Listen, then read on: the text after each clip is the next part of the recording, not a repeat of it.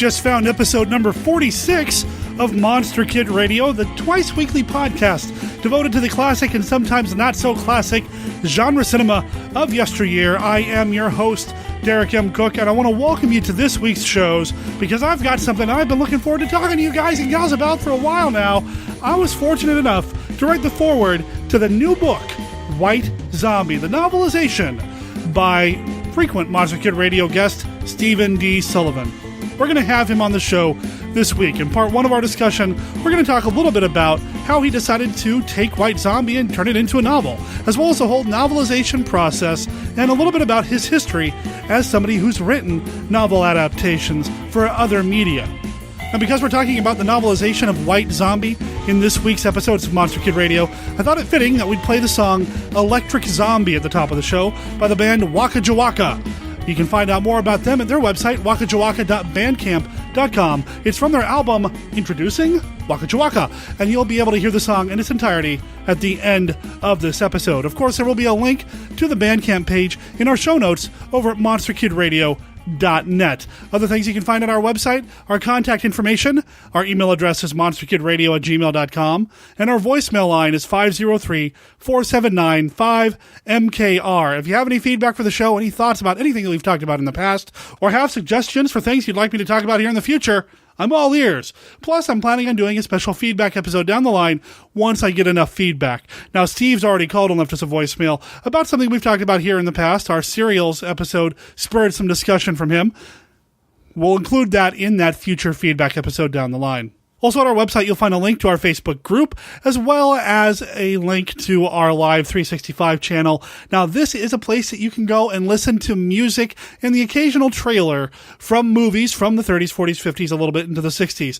Admittedly, it's not been updated in quite a while. However, I still get an email at least once a week from somebody saying that they liked the station through Live 365. So if you are a user of that service, please look up Monster Kid Radio, or again, follow the link from our website to go check that out. I want to say a big congratulations to Monster Kid Radio guest Joe Stuber. He was on the show when we talked about Abbott and Costello Meet Frankenstein a few months back. He just launched his new show, Comic Book Central. Now, this podcast is a comic book-centric podcast. The tagline is that he's bringing comic books to life. So it's not necessarily just a comic book review show. Instead, he's talking about bringing comic books out of their four-color media into something different, like maybe a film or a TV show or something like that. In episode number 1 that was just released last week, his guest was Stan Lee, so you know he's not messing around.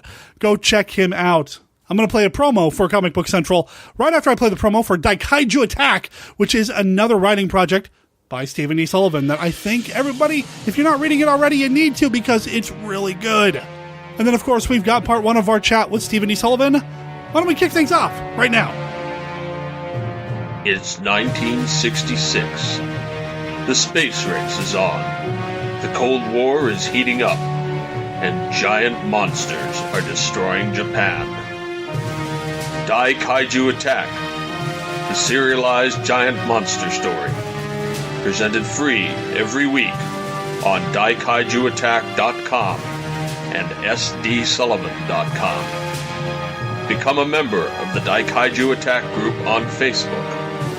Join the action today. Hey listeners, this is Joe Stuber. If you're a fan of Indiana Jones, you might have heard the Indie Comic Book segment I co-host with Keith Voss over on the IndieCast. Well, if you like those segments, you'll want to check out a brand new podcast I'm hosting and producing called Comic Book Central. The mission of Comic Book Central is to showcase and celebrate how our favorite four-color adventures are represented in the media. That's right, when a comic book is brought to life, Comic Book Central is there. You'll hear from some of your favorite actors, directors, producers, and writers, and everyone has had a hand in contributing to the massive explosion of comic book projects we're seeing on Broadway, television, video games, and film today. Hey, how'd you like a preview? Well, here it is. Take a listen. The world of podcasting has become super.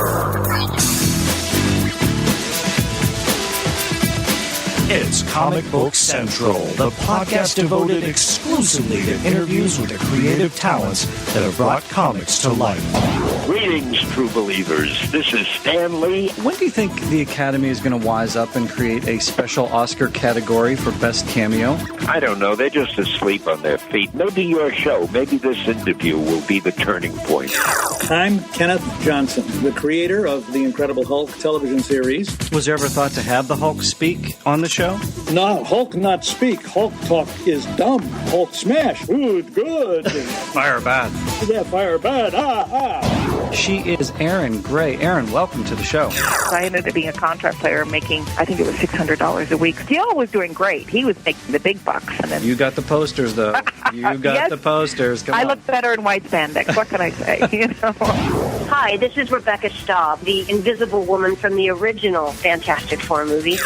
I was familiar with the Fantastic Four, so, I went and got a couple of the comic books and talked to people in the comic book store. Let me get this right. Going for the role of Sue Storm, you go into a comic book store and start talking to the guys there? Yeah. Could you please tell me how that went?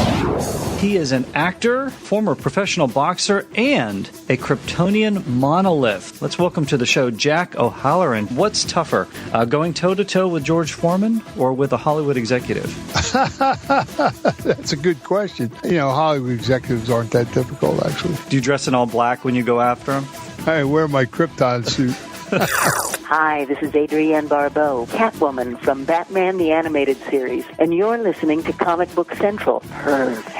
I have an obsession with the 70s game show Match Game. We have to remember Richard Dawson. Ever hit on you? I don't think so. I did the pilot for The Gong Show, and Chuck Barris, he asked me out a couple of times. Well, hi, guys. I'm Ilya Salkin, the originator of Superman the movie. Interesting casting note when we're talking about Clark and Lois. Lau Wagner and Linda Carter. Absolutely. Boy, you did your homework, man. Linda Carter comes to see me. I was at the Beverly Hills Hotel pool. Wonder Woman. My mouth falls on the floor. It's Captain Marvel himself, Jackson Bostwick. Great costume, by the way. Great costume. Oh, it's fantastic. Do you have it? Yeah, I have one. When was the last time you were in it? Well, actually, I wear it around the house. The dogs like it. And when I'm barbecued, Hey, Captain Marvel, flip me a burger. Yeah. Shazam! Hey, this is Michael Rosenbaum, Lex Luthor from Smallville. Make sure you listen to this guy's show. Sounds like a good guy. People should listen to you, Joe. You are listening to Comic Book Central, where comic books come to life. Excelsior! Well, as you can tell, my guests and I have a lot of fun talking about their comic book themed projects. But I can say we also touch on some serious topics as well. It's fascinating to get the stories behind the stories with some of these folks. These interviews are pretty revealing, to say the least. It's Comic Book Central. Check it out online at comicbookcentral.net, on Facebook at Comic Book Central Network, Twitter at Comic Book CTRL, and make sure you subscribe to it on iTunes. It's Comic Book Central, where comic books come to life.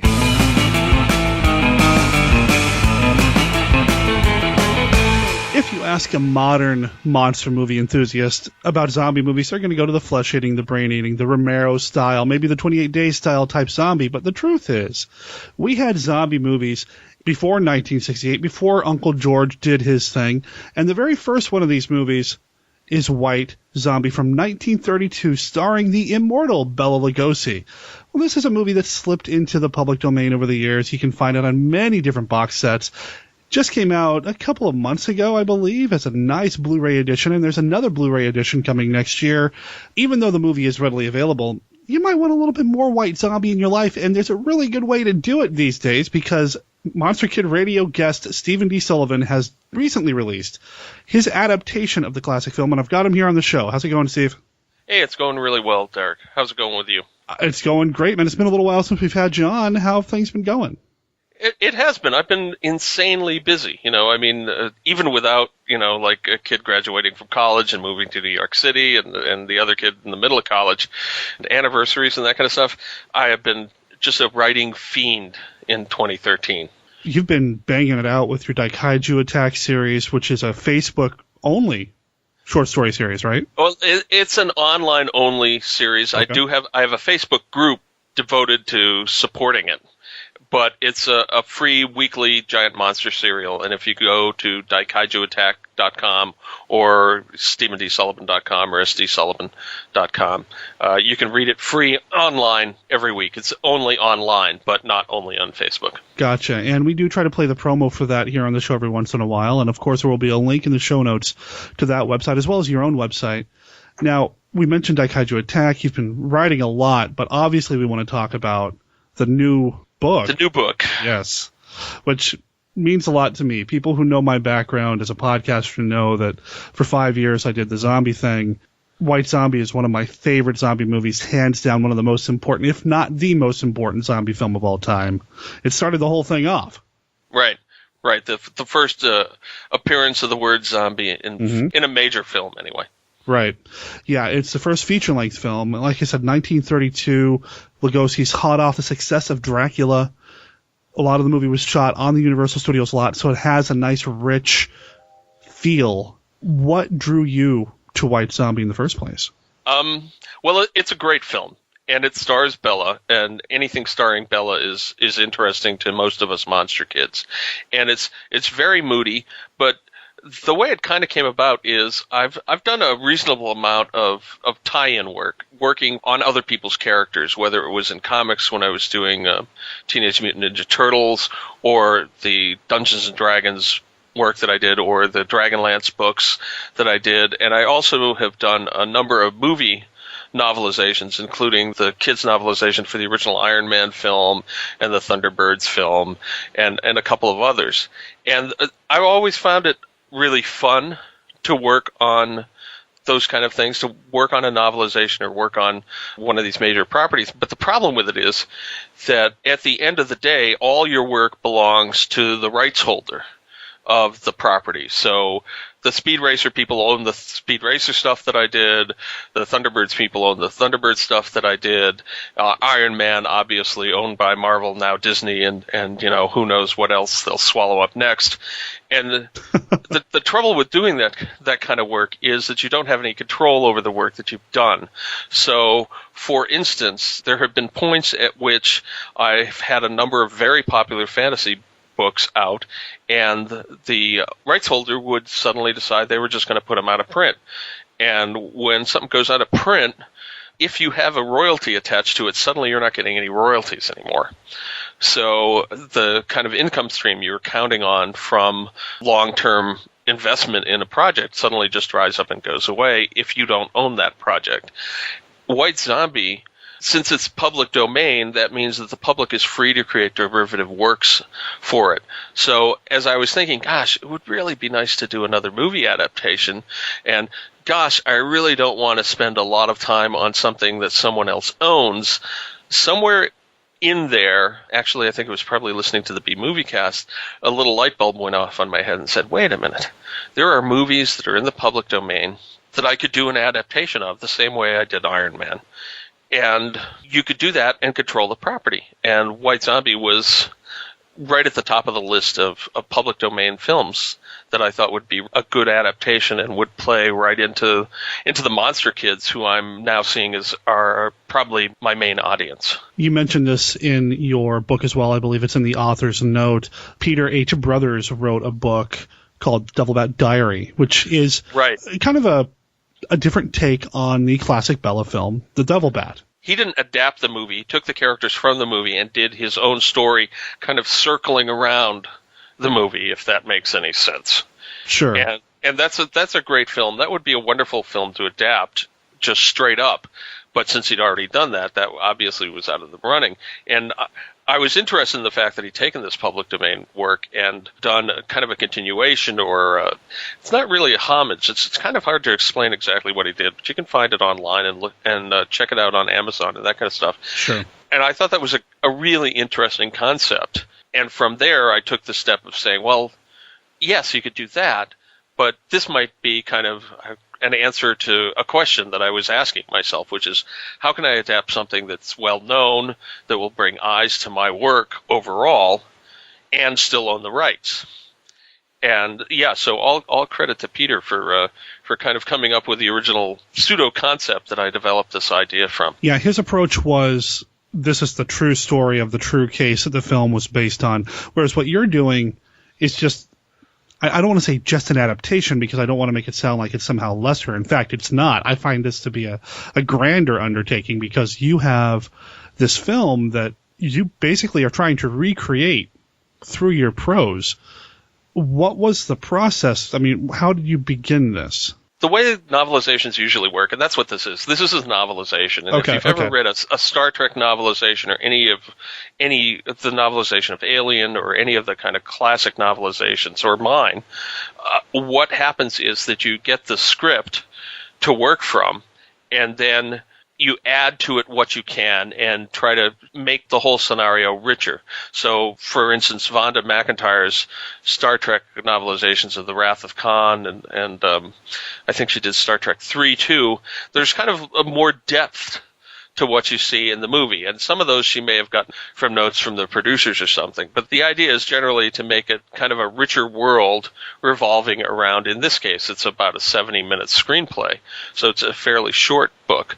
But the idea is to take what's there and to make it a novel, right? It feels more like a novel than it feels like just a movie script. Sure. I mean, they're definitely two different mediums. I mean, with the film, you've got pictures and you've got sound. I mean, those are the only two real senses you can manipulate. Whereas with a novel, you've got everything. And I'm fascinated with the idea of sitting down and watching a movie and not just transcribing it into a novel, but you did do a bit of transcription or had somebody do some transcription for you. Yeah. So normally one works with a script to do a novelization. For instance, when I did the novelization of Iron Man, there was a script that I had to basically convince them that I would never release to anybody and that it would never leave my possession, and that there were all these things associated with it. And as it turns out, I found out I was the only person working on an adaptation of Iron Man that actually got to sit with the script. Oh, wow. And basically, it was, Peter David, when he did his, they took him out to, I don't remember if it was New York or California, and they gave him 2 hours in a room with the thing, and then said, here, go write your script for me. I actually had the script for Iron Man in my house because I basically said to him, look, I've done this for years. I live in Wisconsin. Nobody cares. Nobody cares that I have the script for Iron Man in my house in Wisconsin. Uh-huh. Maybe they care in California. Maybe they care in New York. But if I were to go out and stand on the street and say, I have the script to Iron Man in my house, they'd all just yeah, right. Who cares? That's nice, Steve. Right, exactly. Of course you do. Go back and hide in your basement and keep writing. That's what you do, right? So anyway, normally you'd have a script for something like this. Now, White Zombie is an old film, and it's in the public domain. And there might be a script for it out there somewhere. I didn't really go looking for it, because if there was a printed script, maybe someone would have some kind of proprietary rights in it. But anything created from a public domain work, it's a public domain work, and if you use that as a basis for something, then you can own what you create. So what I did with this was I took a public domain copy of the movie off of archive.org, and I sent it out to a woman that I know who is a court reporter.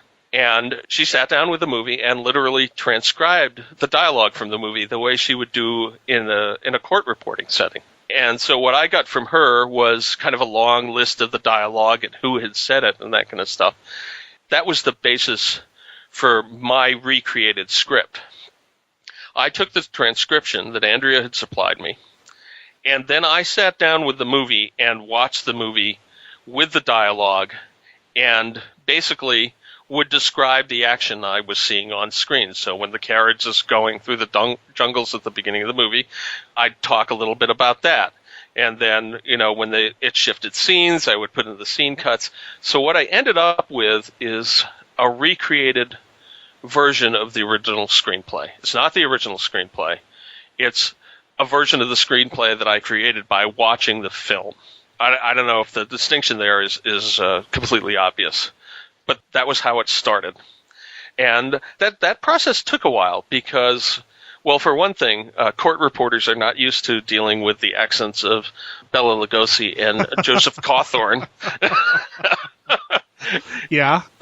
So there were places where I would have to go back in and listen and say, wait a minute, I see she would always get the gist of what Bela had said. But sometimes you know, that the Bela Lugosi accent. The kind of marbles in the mouth thing, it would kind of be twisted, and she'd get close. So I'd have to go back in and fine tune it and say, okay, I think this is what Bella is saying here. And the reason I know that is because I've been a Monster Kid for 50 years of, of my 54-year-old life, and I've been listening to Bela Lugosi most of that time. Yeah. And most of us are fluent in Bella right now, so I think. Right. Yeah, but despite that, there's the one part in the story where he's introducing the zombies to one of the other characters, and he has most of his introduction of the zombies is fairly straightforward if you can pierce out the fact that they all have French Creole kind of sounding names. Yeah. Which even that is tricky for a transcriptionist who's used to working in English. Yeah. But there's a point where Lugosi says, "With him still I have troubles at times," or something like that, right? And my wife will tell you that I've probably reran that scene more than a dozen times, trying to pull out a half dozen words that Bella says. Oh no! In that scene, and hopefully, when you actually see it on the page, you hopefully will never know. I mean, I suppose it's possible someone will write me and say, he's not saying what he says there, and I'm like, oh, sorry, man, that was my best guess. I spent hours on it. So I suppose one question I would have is your transcriptionist a fan of these kinds of movies, or is she a fan now? No, she's kind of an ordinary person. She's actually she is the daughter of someone I worked with at TSR, and TSR is the Dungeons and Dragons people. And her dad worked in accounting or one of the non-game aspects of Dungeons. It might have been sales. I don't remember. I'm sorry, John. I don't remember. And so because of that, he had been in touch with one of my other friends, and I happened to be at this party that her dad and she were at. And she and I just got to talking at the party, and I discovered that she was doing a court reporter thing. And at the point that I decided it might be time to pull the trigger on doing White Zombie, the little light went off in my head and said, the thing that had been keeping me from doing it was the actual transcribing of the original dialogue. Because I'm just, I'm not trained for that. Yeah, as a teenager, I'd sit down with a John Fogerty album and try to piece out what John said in one of his songs so we could change it into chords and sing it, together with my other friends. But generally, listening and transcribing is not something I do.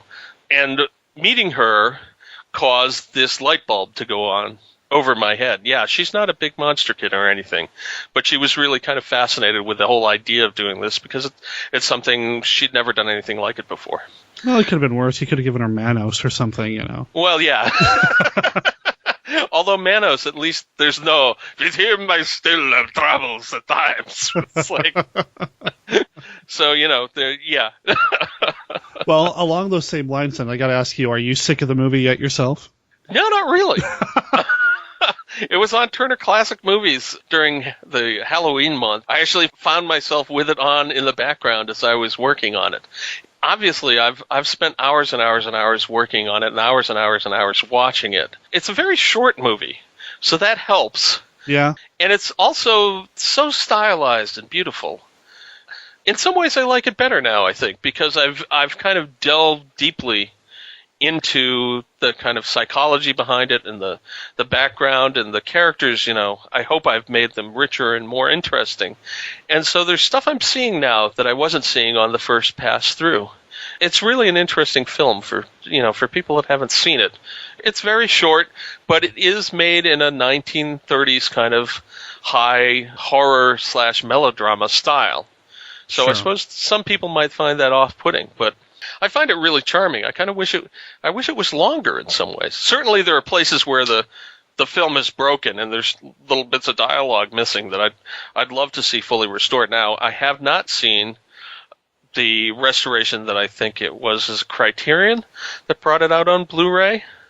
So I haven't seen that restoration because I wanted to make sure that the work that I did was based entirely on stuff that was in the public domain. The movie itself may be a public domain version film, but the version that, and it was Kino, I misspoke earlier, it was Kino that put it out earlier on Blu-ray this year.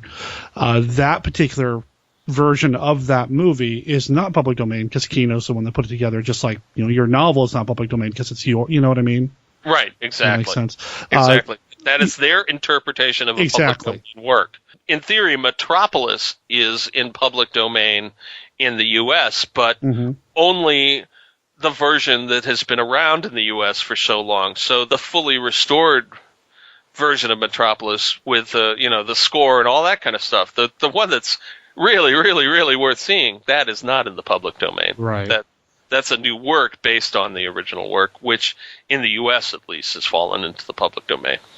Now, when it came out on Blu-ray earlier this year, I appeared on the B-Moviecast back in March and talked with Vince and Mary and Nick about the film itself. I mean, we're still kind of maybe coasting on the fumes of my mail-order zombie background at the time, and talked a little bit about that. And I'll make sure there's a link to that episode in the show notes. I don't know if we want to really hash out plot by plot by plot, but you made some comments here that I want to come back to. You said that it's kind of melodrama-like, that this is early 30s horror. I think that's really evident in every performer in the movie not named Bela Lugosi. Right.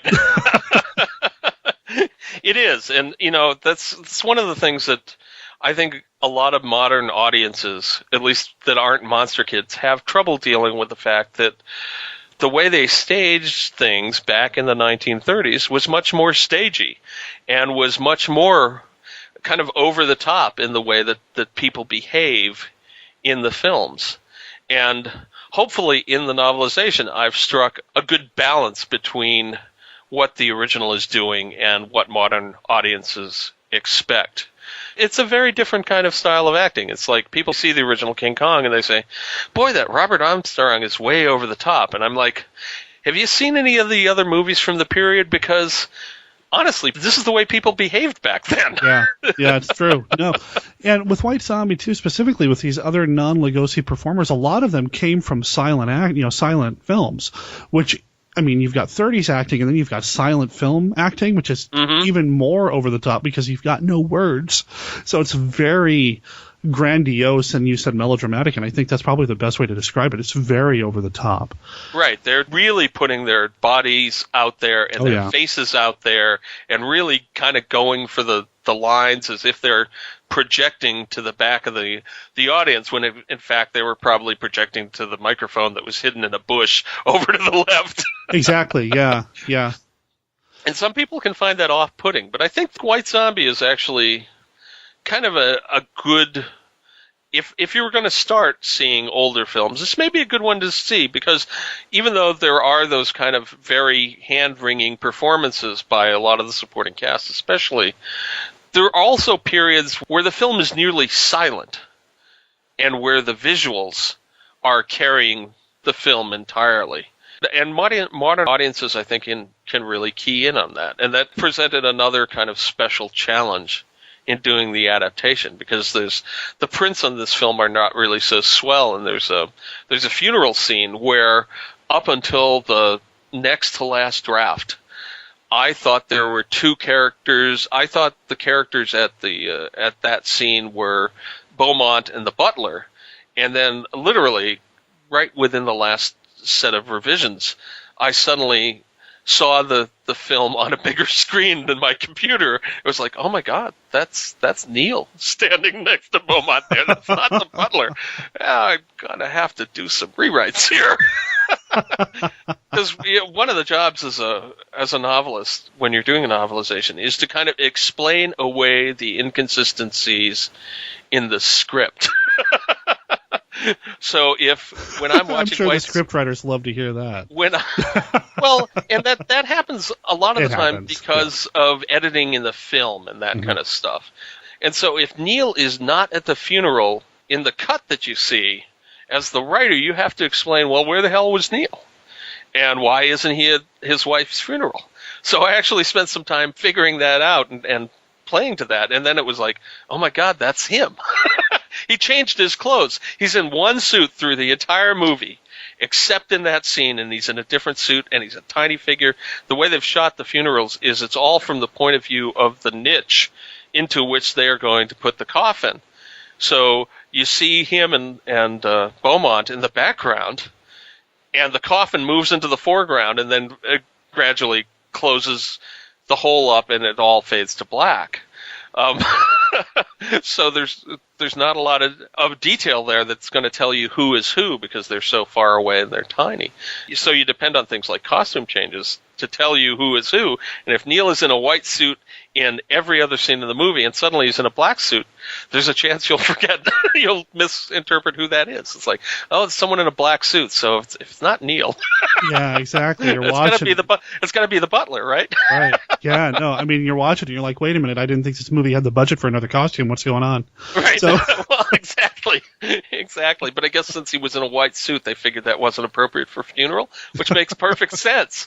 But True. if you're watching it on a 2-inch screen on your computer, it's sometimes hard to pick that out. But as a novel writer, you kind of try to, if there's something that doesn't make sense to you, you try to make it make sense in your novelization. And when I was working on Thunderbirds, there was a scene early on in the script where, I think it's FAB1, it's where the pink Rolls Royce is destroyed, right?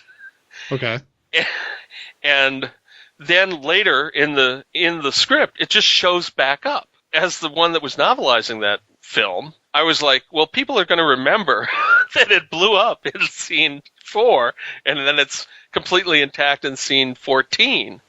So I have to figure out how to explain that, and whether it's just a line that says, oh, this is Fab 2, right? Well, there you go. You have to figure that out. But the hazard of being someone that does this is you can spend a lot of time doing that, and then it doesn't matter. So I spent time talking with my editor and rereading the script and figuring out where I could introduce the fact that this was another one that they had in the garage and no one should worry about it. And then when I saw the final movie, they cut out the scene where it had blown up. Oh, good. So it was like, wait a minute, I spent all this time figuring out how to explain this away, and then you just used a jump cut to eliminate the fact that it had been destroyed in the first place? Well, and I've actually heard that as well about other novels. Like, I believe it's the novelization for Darkman. The ending of the novel is completely different than the movie because the script that they were working off of when they were writing the novel ended up going through some changes and that sort of thing. And, I mean, nobody's going to tell the person who's doing the adaptation, that there's been a change on set or whatever. So, yeah, I'm fascinated by that as well. Now, obviously, with White Zombie, it's not like somebody went back and reshot something after you wrote the novel. Right. We already have a very solid touchstone to look at.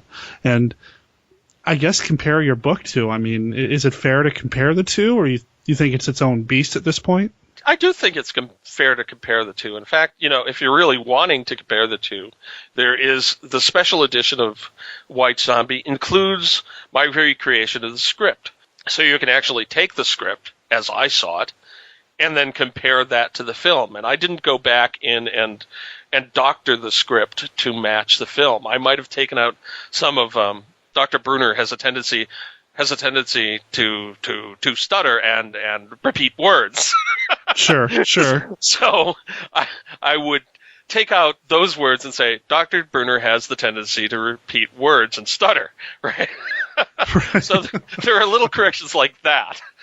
But in terms of changing the dialogue to fit what I did later, no, I didn't do any of that. So the comparison is there, and I invite it in the fact that I think that people that like the movie are going to like the adaptation.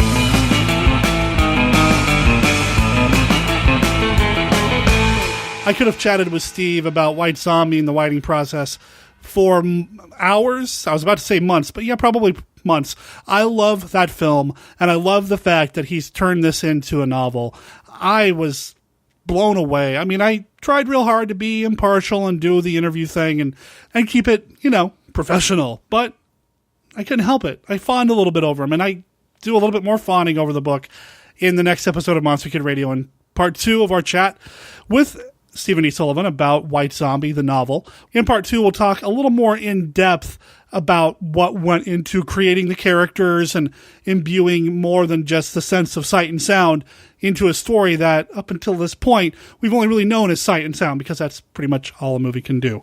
So I'm really looking forward to sharing that with everybody in a couple of days in part 2 of our chat with Stephen E. Sullivan. That'll be coming out on Thursday, November 14th. Come back to monsterkidradio.net for that, or look us up in iTunes, or check us out on Stitcher. Speaking of iTunes, I want to say thank you to everybody who's giving us a rating over there in the iTunes store. As of this recording, we have 23 reviews in the iTunes store. For anybody who's just now joining us, here's the deal.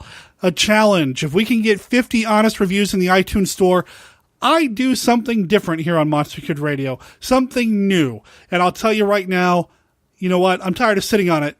It will be a supplemental podcast. A special podcast devoted to a very specific subject that's going to be in the wheelhouse of all of us Monster Kids. I think people are going to really enjoy it. If we can get 50 reviews in the iTunes store, we'll start making that happen. Last week on Monster Kid Radio, we had sculptor, returning guest, and all-around great guy Tom Biegler on the show to talk about the 1966 film Island of Terror, starring Peter Cushing, my man. I love this movie. I love the conversation that I had with Tom, and I love the fact that he has donated another piece of artwork for a contest for Monster Kid Radio listeners to enter. Here's the deal. Head over to monsterkidradio.net, go to our website, check out episodes 44 and 45 of the podcast. The images of those episodes are close-ups of the sculpture, so you can see what it is. Now, this is not just a bust. This is a diorama. There are multiple silicates. That's the monster from Island of Terror, and if you didn't already know that, shame on you, go watch the movie. There are multiple silicates set up here. One is doing something really kind of gross. It's a great-looking diorama. It's a contest. It's a drawing. Here's how you enter. When we were chatting, Tom compared Island of Terror to a somewhat recent monster movie, and we're going to play off of that idea. Email me at monsterkidradio@gmail.com, your name, your mailing address, and the name of a monster movie within the past 10 years, a recent movie within the past 10 years that you think Monster Kids should see. Pretty simple. We're going to take entries until the end of the month. November 30th is the cutoff date for this. So get your emails in. Only one entry per person, and I've already got a handful of entries. So if you want in on this, send in your entry ASAP. Monster Kid Radio is a registered service mark of Monster Kid Radio LLC. All original content of Monster Kid Radio by Monster Kid Radio LLC is licensed under a Creative Commons Attribution, Non-Commercial, No Derivations 3.0 Unported license. Of course, that does not apply to the song Electric Zombie, which appears on the album Introducing Waka Jawaka by the band Waka Jawaka. It appears on this episode of Monster Kid Radio with their permission. Talk to you in a couple of days.